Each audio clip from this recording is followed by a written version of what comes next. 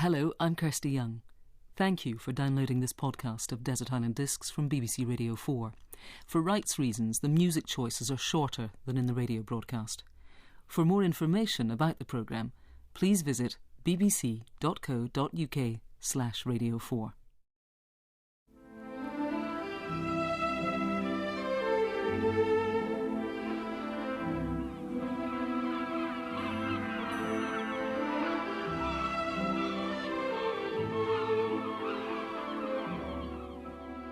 My castaway this week is the musician Roger Waters. It's more than 45 years since he and some mates formed a band. The Screaming Abdabs never made it, and nor did the Megadeths. But as Pink Floyd, they became one of the most critically acclaimed and successful groups of all time. Their groundbreaking albums included The Dark Side of the Moon and The Wall, but they're equally well known for their extraordinary live shows with towering sets, vast inflatables and monstrous cartoons. Much of the inspiration for that came from the dark side of Roger Waters. He was only months old when his father was killed at Anzio, and he poured out the grief and sense of abandonment he suffered into his work. Years of extraordinary success were followed by even more of legal wrangling, but in 2005, Pink Floyd were reunited for Live 8 in a performance that their fans thought they'd never live to see. Of his own career, he says, "I've been very lucky. A lot of people die before anybody takes their work seriously." The problem, indeed, as an artist, when you talk about the things that are important to you, is that you expose yourself, and you expose yourself to criticism and judgment on your feelings. How comfortable are you with that? Well, that's been my whole career. There's no other way that I can do it. All I can do is paint what I see and, and hope people buy the picture. And you're still painting. It's still important to you that you express yourself through your music. It is, yeah. I still express myself. I continue to write songs quite a lot. I can't believe I haven't made an album since 1992, but I keep meaning to pull myself together and organise some of the songs that I've written over the last 20 years into a format that would satisfy me. Is it a problem with your creativity that maybe you're just a bit happier now, a bit more contented, and so? You see, there you go, delving. I think there's some truth in that. I certainly am a lot happier than I was. I'm content, but I'm not sure that's entirely what it is. Right. I mentioned Live 8. I mean, we can't go much further without talking about that. Bob Geldof, Sir Bob, in his own searingly eloquent way, said it was a joy to see four old geezers playing so beautifully. How did it feel to be one of the old geezers playing so beautifully? Yeah, it was splendid. We went and we did a run through on the Friday night, and so it all clicked into place because we know the music so well. And there's this huge empty space in front of the stage with about 60 people working on the site, putting out rubbish bins or whatever it was that they were doing. And they all stopped, and at the end they all applauded. So it was rather sweet. That was actually a very moving moment. And the day itself was indescribably moving. You did sort of tentatively embrace on the stage at the end of the set. But can you tell me what happened off stage? It didn't feel tentative to me. Well, we did. Yeah, we embraced, and we'd had dinner the night before, and I'm just so glad that we did that before Rick died. Yeah. Because if that was the last time that the four of us were going to do something together, I think it was a beautiful way to underline what had been a long and wonderful collaboration.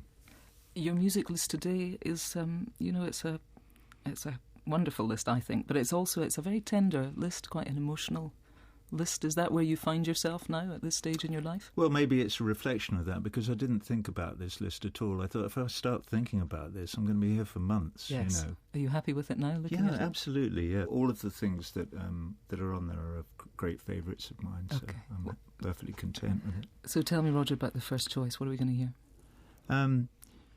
Well, Neil Young singing "Helpless." There is an honesty and a truth in everything that he's done. You feel the man's integrity and passion.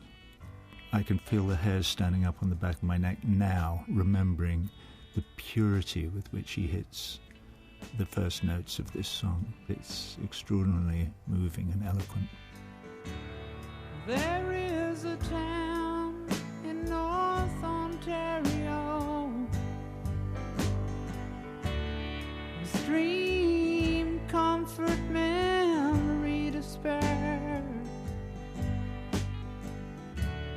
And in my mind, I still need a place to go. All my changes were That was Neil Young and Helpless. So you're on the road a lot now, Roger Waters. And The Wall, just to remind people, of course, is, it was at the time hugely successful for Pink Floyd. And it was the visuals and the scale of it, along with the music, that really captured the world's attention. As a stage show, a wall is literally built, and it is the story, it's your story, The Wall. It's the story of a young man who sort of builds an emotional barrier between himself and the rest of the world because of the damage he feels as a little boy when he loses his father in the war. That is very well put. It certainly was that in 1979 when we made the record and first did the shows. The show now is very political. There's a very, very powerful anti-war statement in this new production of The Wall that we're doing. I invited people to send in photographs of loved ones lost in conflict, political unrest, demonstrations, anything. It didn't really matter, with a story, and we use images of some of those people during the show. It's an homage to that loss of life and to the pain that goes with it, which I expressed in the thing because of the loss of my father when I was 5 months old, and which I like to think maybe gives me a better chance than some people to empathise with those in a similar situation today. Do people personally come up and talk to you? If you encourage this sort of soliciting of people's experiences to use in the show, are there any particular personal things that you've been struck by? Often the thread is, this is a picture of my grandfather. He was a Republican and he was shot by Franco's army in 1938 or whatever, Spanish Civil War. And it's interesting that people connect with previous generations, across quite large barriers of time. But also at this show, I invite veterans to come to the show. At half-time, I go into a room and talk to them. Wow. And it's deeply moving. There was one particular guy, though, who was standing up in one of the shows, and he was an older guy. Just as I was going out, he said to me, "I'm sorry for the loss of your father." And I said, "Oh, well, thank you very much. I appreciate that." And then he looked me in the eye and he said he would have been proud of you. And I just went, I was burst into tears, and I had to leave the room because it was so moving. This guy was saying this to me when, so the strange thing of the circle being completed in a very emotional way. Let's have some music then. Your second disc today, Roger Waters, is what? This is Endless Flight from the movie Babel, and there's something mysterious and sort of tragically moving about this thing. I like it.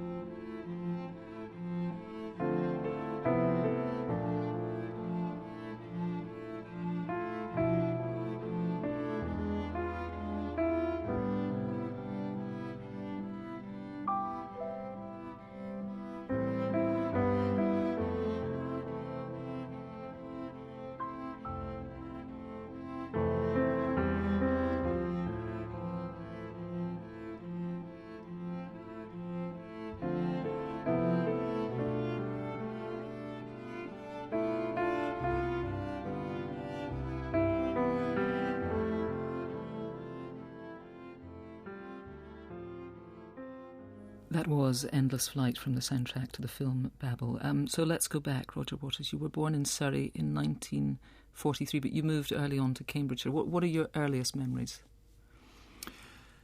The earliest memory is VJ night.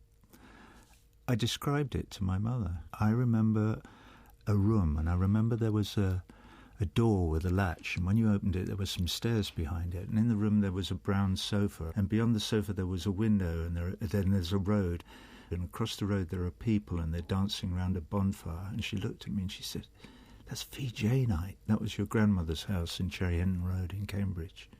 So I was only like 18 months old or something at the time. And did you already have an older sibling? Yeah, my brother John, who's 2 years older than me. And so, as you've told us, your father was killed at Anzio when you were a matter of 5 months old. Yeah. Did your mother talk to you about your father, about the kind of man he was? Yeah, she did. She spoke about him a lot because she was, A, inordinately proud of him and what he'd done, and B, she felt she was always rather down on herself, my mother, and she felt that she'd been very, very lucky to meet this man. Why was she down on herself? What? My mother, extraordinarily enough, she never thought she was very attractive. She didn't have much kind of physical self-confidence. And she was, because I've seen a photograph of her. I thought she was a very sort of handsome, woman. Striking woman. Yeah, she was. I mean, my mother became political because she went up north to do her teacher training. She did it in Bradford, and it was a hard winter. And it was the sight of English kids walking to school through a Bradford winter with no shoes or socks on that made her think there's something wrong with this picture. We need to share things out a bit more fairly. And my father's story was extraordinarily heroic, really. He at the beginning of the war, he was a very devout Christian, and so he was a conscientious objector. So he drove an ambulance all through 1940 and 41 through the Blitz. He was working in London. And that's where he met my mother, and they both became very politically involved, and they both joined the Communist Party. Once he joined the Communist Party, he decided that the need to fight the Nazis trumped his Christianity. So he went back to the conscription board and said, excuse me, I've changed my mind. And they went, I say, jolly good. And boshed off to Anzio in January, and he was killed on February the 18th.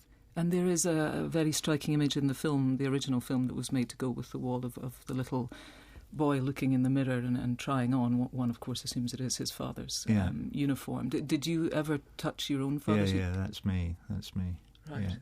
My father's uniform was in a chest of drawers, in our house. And the Sam Brown and I can still see the Fusilier, flashes. Time for some music then, Roger. We're on disc 3. Tell us about it. Well, Leonard Cohen and Bob Dylan maybe were the two men who allowed us to believe that there was an open door between poetry and song lyrics. And this song of his, Bird on a Wire, is so simple. The couplets are so simple and so moving and so brilliant. I love it. Bird on a Wire. Like a bird on the wire, like a drunk in a midnight choir, I have tried in my way to be free, like the worm on a hook. That was Leonard Cohen and Bird on a Wire. You've described yourself, Roger Waters, as a bolshy teenager? You were quite, a bit stroppy. I was very stroppy, yeah. Yeah, who did you take it out on and what did you do? Any kind of authority, really. There was a whole generation of us who refused to take school seriously. The grammar school this is I'm talking about. So you were a bright boy, but you were kind of openly rebelling, were you? Was your mother worried about this bright boy who didn't seem to respect authority? I'm not sure that I really spoke to my mother much about it. My mother was very busy earning a living. My day started with, Roger, it's 23 minutes to 9, and that was the start of my day. And I would get up and somehow make myself a cup of tea, and the school was only about a 10-minute walk away, but I was supposed to be there at 10 to 9, and I never was. But I had a route where I could go through a couple of gardens and down a side road to get into the form room while everybody else was in morning assembly, saying prayers and